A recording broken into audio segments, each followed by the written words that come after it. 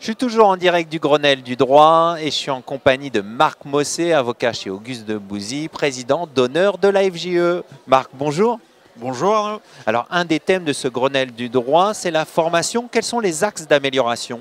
On a eu de la chance d'avoir ce Grenelle du droit au lendemain des annonces du garde des Sceaux pour la réforme de la justice. Il y a quelques grands axes.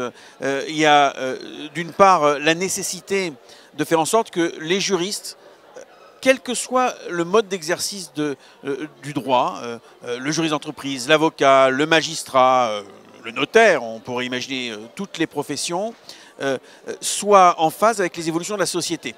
Avec une grande question qui est comment s'assure-t-on que les juristes, les professions du droit sont véritablement au cœur de ces évolutions et pèsent, et que par conséquent le droit ait toute sa place dans nos sociétés, dans la vie économique. Et donc le prolongement naturel, c'est que la formation, qu'elle soit initiale, donc c'est l'université, ou continue, prenne en compte ces dimensions. Alors on a eu des débats très intéressants dans l'atelier que j'animais ce matin sur comment l'université peut prendre en compte ces évolutions. Certains soulignant les injonctions contradictoires qui peuvent exister, puisqu'on veut des spécialistes, et en même temps, il faut qu'il y ait une culture juridique commune à tous les juristes. Donc il y a véritablement une nécessité d'avoir là ce fond commun, et donc la nécessité d'avoir cette culture juridique commune et les ferments de la spécialité. Ça, c'est une première dimension. Et une deuxième dimension qui est apparue très forte dans les discussions, qui est véritablement de prendre en compte les éléments extérieurs à l'expertise juridique. Ça veut dire quoi? Les soft skills, par exemple. Comment travaille-t-on en équipe?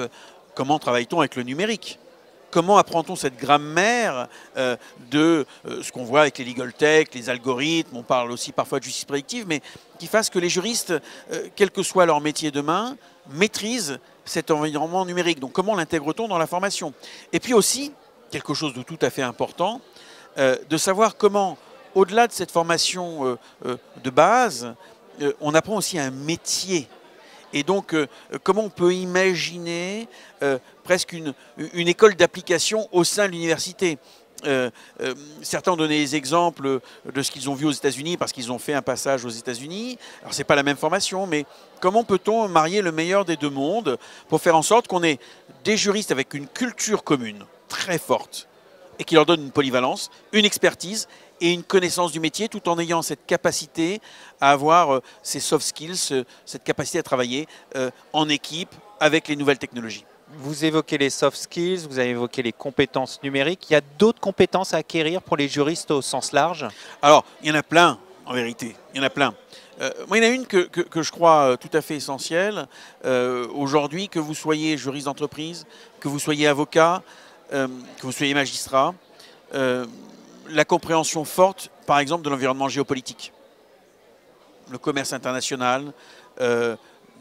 Aujourd'hui, c'est une période très particulière avec la guerre en Europe, mais comprendre ce qui se passe parce que, inévitablement, il y a un moment ou un autre, le droit présent dans cette évolution, et ça doit conduire le juriste à ne pas se vivre à l'extérieur de la société, mais vraiment comme être un acteur de la société. Donc il est important qu'il soit dans ce cœur vibrant de la société.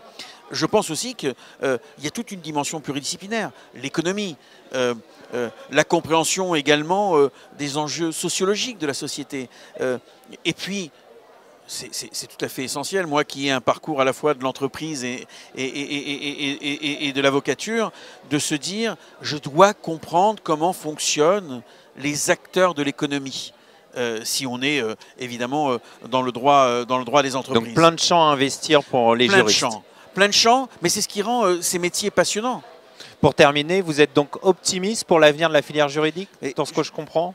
Je suis profondément optimiste parce que c'est le rendez-vous du Grenelle. Hein. On a créé le Grenelle précisément parce qu'il y a un besoin de se parler entre les différents métiers du droit. Et ce qu'on a vu aujourd'hui dans les différents moments du Grenelle et ce qu'on a vu dans l'atelier que j'animais, c'est qu'il y a une appétence de plus en plus forte pour créer cette dynamique. Alors, ce n'est pas du wishful thinking, c'est véritablement cette conviction qu'on a collectivement conscience que pour réaffirmer la place du droit dans la société et réaffirmer la place du droit français et la place du droit européen dans le monde, les juristes doivent avancer ensemble. Donc moi, je suis profondément optimiste et je crois qu'on va tous, main dans la main, mano en la mano, avancer pour que ça devienne une réalité. On va conclure là-dessus. Merci Marc Mossé. Merci beaucoup.